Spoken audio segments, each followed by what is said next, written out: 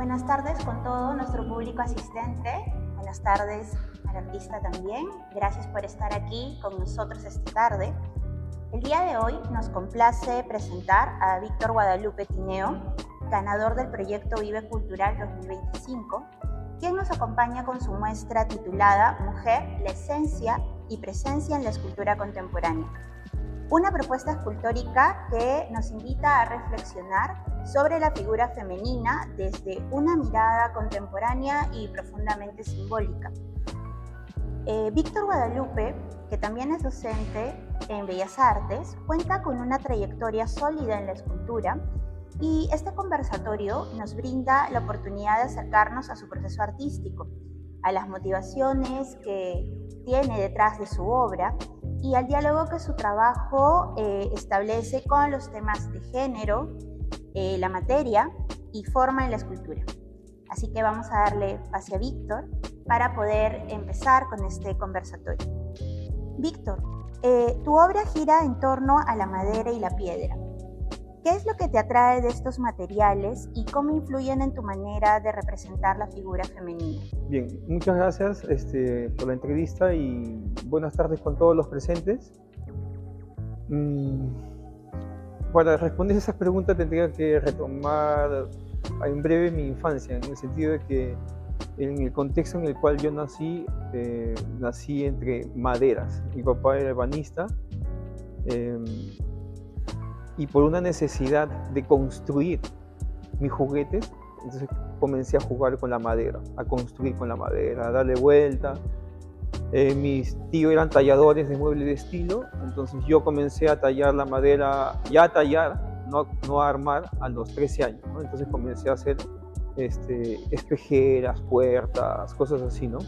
Comencé con lo más sencillo y yo mismo dije, si hago una espejera, puedo hacer una puerta, si hago una puerta, puedo hacer una cabeza de un felino. Entonces mi primera escultura se puede decir que fue a los 15 años que hice la cabeza de un tigre, ¿no? O sea, pero una cuestión intuitiva, por imagen, ¿no? Y en relación a la piedra, puedo decir que tuve la suerte, mi papá es del sur, de Chincha, ¿no? Mi familia viene por parte paterna y mi mamá es de Ayacucho. Entonces mi mamá en las vacaciones nos llevaba a su pueblo, por Ayacucho, por la falda ahí de Ica, ¿no? Una quebrada, ¿no? Entonces ahí fue donde, cuando mi mamá nos llevaba a lavar la ropa, íbamos al río. Y yo con las piedras del río jugaba, pues, ¿no? Veía formas en los ríos, hacía mis carritos y estas cosas, ¿no? Entonces la relación de la piedra, yo creo que por ahí ya de ver qué podía sacar de esa forma estaba. Y justamente ahí, donde yo pasteaba carneros, en el cerro así, un día que llovió, paró de llover y vi así entre las plantas un barro que era diferente a los demás, ¿no? Y ahí conocí la arcilla. Entonces lo agarré y a partir de ese momento era mi lugar donde iba a sacar arcilla y hacer mis juguetes, ¿no? Entonces, cuando yo he pensado sobre cómo me vinculo con estas materias, o sea, ya es una cuestión que se generó el espacio, el contexto para que yo pueda seguir avanzando, ¿no? Y seguir estudiándola, porque el estudio de la materia para mí es un descubrimiento, ¿no? Un descubrimiento que me permite expresar y ponerle contenido, ¿no? Muy interesante, Víctor, y gracias por compartir ese recuerdo, esta anécdota que, digamos, remite a tu infancia, ¿no? Y cómo este contacto con estos materiales, ¿no? En la misma naturaleza, es lo que nos hace, pues, ligarnos, en este caso, muchos de los artistas, con este interés, ¿no? Inicial. Bien. Víctor, dinos, la figura femenina, como en el caso de esta muestra, ¿no? Es importante, ¿cierto? Para ti, y es recurrente también en tu obra. ¿Qué es lo que buscas expresar o cuestionar a través de ella? En realidad, siguiendo las mismas líneas para ir, yo comencé, si se puede decir así, de manera empírica, o como siempre digo, mi primer oficio fue de tallador, ¿no?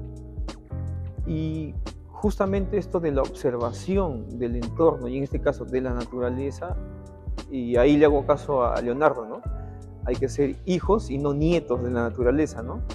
Entonces, mi tendencia a observar, a ver la realidad, a estar atento, y en este caso al ser humano, ¿no? Al hombre, ¿qué somos, ¿no? ¿A dónde vamos? ¿Por qué estoy aquí? ¿A qué vine, ¿no? Entonces yo creo que a estas alturas puedo decir que sí fue la persistencia de pensar sobre eso. Pero primero partió por una cuestión personal, ¿no? ¿Quién soy? ¿Qué quiero hacer? ¿Dónde voy? ¿Por qué hago esto, no? Y eso, el descubrimiento de mi persona misma, de buscarme, me llevó, y que es lógico en conocimiento, mirar al otro, ¿no? O sea, al mirar al otro yo puedo entenderme, ¿no? Y eso hasta ahora ya, digamos, ya le puedo decir que le doy un sustento, un argumento, que el eje rector de mi obra, como en todo, como en la filosofía ahora que me ayude, es el ente, ¿no? El hombre. Y desde ahí, de esa idea, se desprende en este caso la admiración y la reflexión de la mujer por su condición de generadora de vida, ¿no? De dar vida, ¿no? Que lo más importante creo que es la vida. Y eso fue lo que, cuando entré a la escuela, comencé el estudio anatómico, que es, digamos, creo que, y el dibujo profundo es lo que a mí me mueve hasta ahora, ¿no? O sea, no sé, la profesora no sé cómo hizo para llevar cadáveres a la disertación, pero nosotros en ese tiempo pedimos permiso, no sé cómo llegamos a la San Fernando, la Escuela de Medicina, y ahí estábamos con los alumnos de medicina viendo las disertaciones de cadáveres y todas esas cosas, ¿no? Entonces, cuando yo llego a la escuela, que también fue de una manera casual, yo ya sabía que iba a escultura. O sea, en ese tiempo se pasaba por los 3 talleres, pero yo ya sabía que iba a escultura y que era estudiar la figura humana en su profundidad. Pero no en su profundidad en el sentido de la anatomía, que es la parte táctil de la forma. O sea, es una cuestión, como yo le digo a mis alumnos, el primer inicio, ¿no? Es entender la materia con la que trabajamos, la materia, cualquier materia, entenderla, comprenderla, dominarla a nuestro favor, y después se viene el estudio de la forma. Y cuando uno ya se mete a estudiar la forma, bueno, va descubriendo desde Aristóteles esas formas geométricas como la esencia de lo que vemos, y de Platón, ¿no? Y después de Platón que vemos Aristóteles la realidad para entender algo, y eso me hizo entender que yo tengo que profundizar y comprender eso, ¿no? ¿Qué hay detrás de eso, ¿no? Entonces, ese es como primer paso. Y como siguiente paso es entender qué yo quiero hacer con esa forma. O sea, ¿para qué la conozco, no? Y ahí tomo la figura femenina, que debe ser, porque para entender a alguien, a un artista o un escritor, hay que entender su biografía, ¿no? Debe ser porque yo siempre he estado en contacto con mis hermanas, mi madre, mi abuela, o sea, mis amigas de la escuela, o sea, más amigas mujeres, o sea, siempre hay una relación, me he puesto a pensar sobre eso, ¿no? Entonces, y ya profundizando un poco más sobre esta cuestión de la vida, de comprender algunas situaciones, entonces lo tomo como símbolo, pero al final estoy hablando del ser humano en sí, o sea, de la vida en sí. Es el elemento que cojo para hacerlo. Digo esto porque yo paralelo trabajo obras de geometría. Hago geometría andina, por ejemplo, me interesa la cosmovisión andina y recojo la arquitectura. Justamente el estudio de la forma me lleva a eso. Entonces aquí diría, la academia, o sea que sí me interesó ser académico, la academia, que era la escuela con una base sólida del dibujo, de la formación de la composición como un lenguaje que hay que conocer, y en este caso la composición tridimensional, me ha permitido apreciar, comprender, valorar. Por ejemplo, en este caso ya viene una cuestión de identidad, el arte prehispánico, por ejemplo, ¿no? Que yo desarrollo paralelo a esto, paralelo lo desarrollo también. Y entonces la figura de la mujer es un símbolo, es una forma que tomo para hablar del humano en realidad. Gracias, Víctor. En este caso que nos has mencionado, ¿no? Cómo es que también te inspiras, ¿no? En los temas. Hemos visto que también la iluminación ha jugado un papel importante, ¿no? En la curaduría de la muestra, para también enfatizar precisamente en esas emociones, en la espiritualidad y todos los símbolos que nos has mostrado. Tú Nos comentabas acerca de lo simbólico y lo espiritual también dentro de las esculturas, ¿no? Y cómo las has trabajado. La representación del cuerpo femenino, ¿cómo podrías comentarnos cómo expresas lo simbólico y lo espiritual en estas figuras? Cierto. Yo más bien comenzaría porque yo cuando argumenté la exposición puse que se enfocaba en tres dimensiones, ¿no? Y una de ellas era la cuestión antropológica, en el sentido de cómo cada época ha definido o se entiende al hombre de cada época. O sea, no podemos decir que este hombre de ahora era lo mismo en el Renacimiento, ¿no? O era lo mismo en la Edad Media, ¿no? Entonces, en base a eso, cómo ahora una aproximación, ¿no? Cómo se ve al hombre de ese tiempo, es que desde ahí se desprende la simbología en el sentido de la vida, ¿no? Como generador de vida, como símbolo de vida, ¿no? Como la portada donde nace, ¿no? La vida, como el mar, como el agua, ¿no? Como hablar de eso, ¿no? Desde ese punto de vista, lo simbólico, ¿no? La otra parte lo espiritual se entiende, lo espiritual se entiende que si yo busco dominar una materia, dominar la forma, que somos materia, ¿no? Y somos forma, ¿no? Pero eso que está acá, algo lo mueve, ¿no? Y eso se manifiesta de manera tangible por nuestra expresión, nuestras actitudes, nuestros actos, ¿no? Ahí viene la cuestión, digamos, las dimensiones del ser humano, ¿no? La parte de materia, la razón, la emoción, lo social, lo espiritual. Pero ¿cómo manifiesto eso? Por las acciones. Si yo quiero manifestar el amor, necesito a otros, no aislado, ¿no? La justicia al otro. Entonces, en este caso, en la escultura, me valgo posturas, movimientos, actitudes, gestos, expresiones, es donde yo puedo transmitir esa emoción, es el vehículo, ¿no? Donde ahí intento plasmar, ¿no? La expresión del rostro, el movimiento. Entonces, esto es ahí, digamos, donde se hace tangible la parte espiritual, ¿no? Entendiendo espiritual como eso no visible que se va construyendo y que se sostiene, ¿no? Lejos de creer o no creer, ¿no?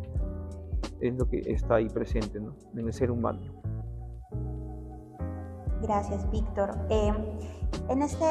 Tomando de referencia esta pregunta, desde tu experiencia, ¿no? Modelando, esculpiendo cada una de estas piezas, ¿cómo crees que la escultura puede seguir dialogando con los temas contemporáneos sobre el cuerpo y la identidad, ¿no?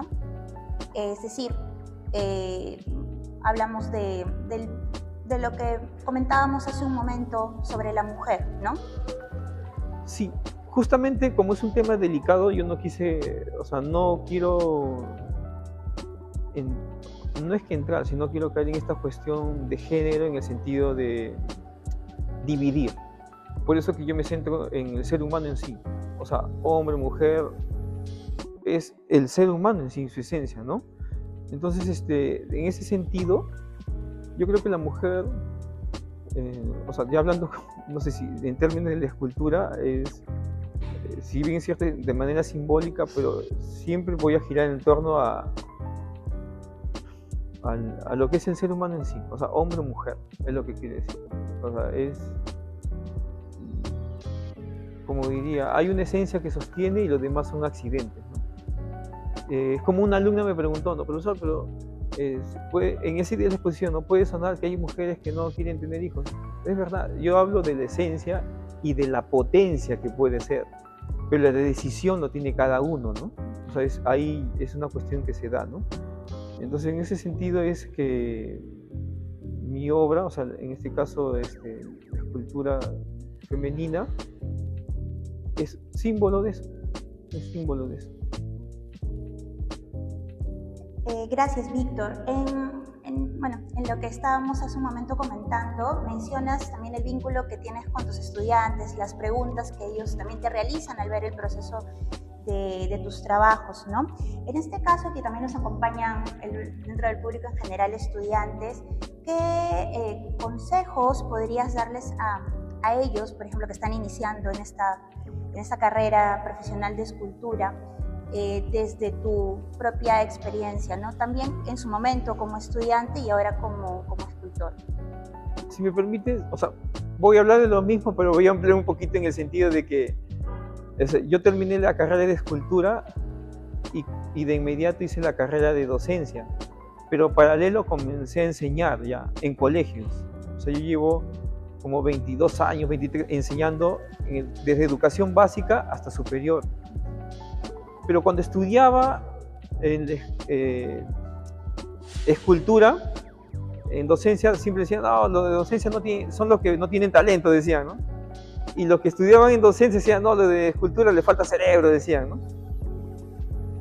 Entonces, como yo tengo la experiencia de haber estudiado los dos, le encontré el sentido en la docencia en que el arte, o sea, el artista, es un trabajo solitario. O sea, es un trabajo en tu taller, eres tú, es lo que tú quieres plasmar, ¿no? Y lo que quieres expresar, decir, tu cosmovisión, ¿no? Y una exposición, o sea, siempre cuestioné o sea, estoy acá, va a sonar contradictorio, pero una exposición llega poco a público, ¿no? Entonces mi pregunta fue, oye, pero si yo quiero hacer algo por la sociedad, ahí viene la cuestión social, ¿no? Quiero dar a la sociedad algo, está bien, mi escultura, todo bacán, ¿no? Pero tiene un tope, es un círculo pequeño, ahí está. Entonces, ese fue el sentido que comencé a armar toda una estructura, una metodología de enseñanza en las escuelas, y donde dije, si yo quiero cambiar algo o quiero aportar algo, ya como artista, entonces tengo que enseñar a niños, ¿no? Adolescentes, ¿no? Y desde ese frente es que comencé, digamos, a conciencia, enseñar. De repente le encontré sentido, le encontré gusto, no es porque si me dicen que decida, yo decido la escultura, pues, ¿no? Pero ahí está, pues, la capacidad del hombre, ¿no? Entonces, mediante la educación, y en este caso a los niños, darle lo mejor que se pueda, pues, ¿no? Y los dos se enriquecen, ¿no? Porque mi metodología, la creación, estar en el taller y el proceso creativo, que es duro, es complejo, también se transmite a los niños en el sentido que, un ejemplo simple, ¿no? Yo le pregunto, chicos, ustedes saben que para hacer una pintura, le enseñaba a Van Gogh, ¿no? O a cualquiera, ¿se estudia? Le digo, ¿no? ¿Creen que se estudia o no se estudia? No, no se estudia, ¿no? Si hay una escuela donde tenemos que estudiar, también le digo, ¿no? Comenzando por algo elemental, piensan que no estudiamos, ¿no? O sea, piensan que agarramos una piedra y ya trabajamos nada más, ¿no? O agarramos y pintamos, ¿no? Entonces hay un trabajo, realmente, si queremos, para salir del discurso que se dice que el arte sensibiliza, mejora, supera, o sea, ese es un discurso que se puede quedar en un grupo, vamos a pasar a la acción. Y la acción está ahí afuera, ¿no? Enseñar a los niños para que puedan venir y de repente entender y leer mejor lo que queremos expresar, ¿no?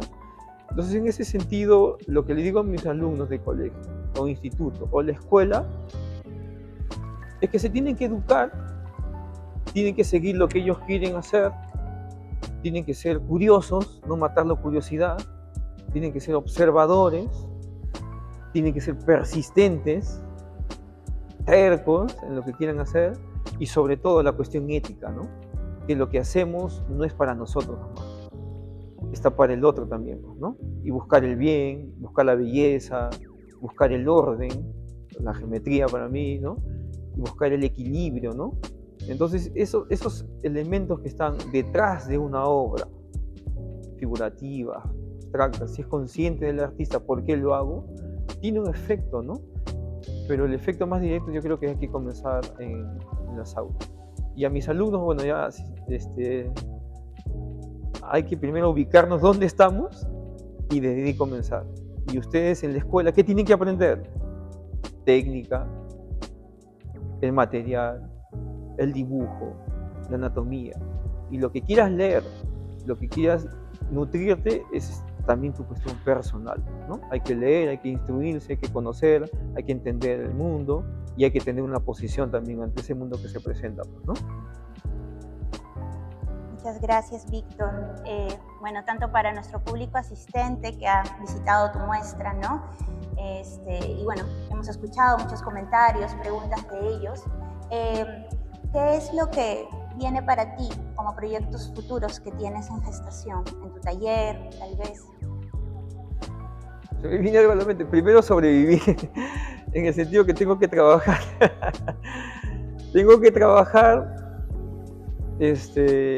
trabajo en la escuela, trabajo en Cibertech, por ejemplo, me llaman, o sea, lo primero, ¿no? Siendo realista. Y paralelo tengo un orden, digamos, personal, donde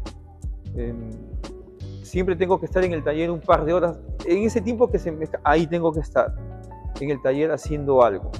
Si no estoy en el taller, ando con mi libreta, haciendo dibujos, bocetos. Si no, me bajo un libro, leyendo algo que me interesa, estoy buscando cosas. Y dentro de o sea, ese, digamos, mi ritmo para mantenerme el ritmo creativo, ¿no? O sea, el que está en el arte, si no ejercita, pero tampoco que se quede en lo mental, hay que pasar a la práctica, ¿no? Porque, ¿no? Si no ejercita eso, yo doy la analogía como un deportista. Si no haces ejercicio y quieres pretender ganar la Copa del Mundo, o sea, sigues soñando, ¿no? Entonces hay que mantenernos. Ahí digo lo de la persistencia, sobre todo, creo que en todas las profesiones, ¿no? Pero para el artista aún más, porque el mercado es limitado. Entonces, creo que uno tiene que persistir, darle vuelta ahí, seguir trabajando. Y en el taller, específicamente en el taller, lo que se viene es que siempre es posible que haga una exposición en piedra solamente, con la temática de cabezas de negros, y sobre proyectos ya netos de escultura. Sí, tengo en mesa 3 proyectos ahí que, como les dije, mi metodología de trabajo en el taller es trabajar temas, sobre todo dentro del estudio de la forma, que es lo que me interesa, jugar con las formas y desde ahí explorarlo. Entonces, en base por eso tengo 4 proyectos ahí que están ahí, que ya avancé de 1, 2, de 1, 3, y así voy paralelo. Como no tengo la exigencia de pedido, me doy mi tiempo y lo voy trabajando con madurez. Entonces, siempre intento estar en actividad, o sea, haciendo obra, ¿no? Obra.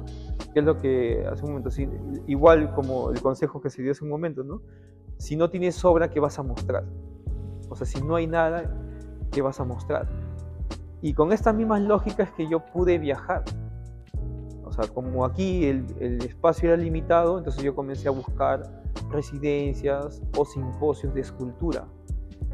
Y me di cuenta que había simposios de escultura donde tú presentabas un proyecto y si ganabas, te mandaban el pasaje, Hotel 5 estrellas, y allá tenías que hacer la obra.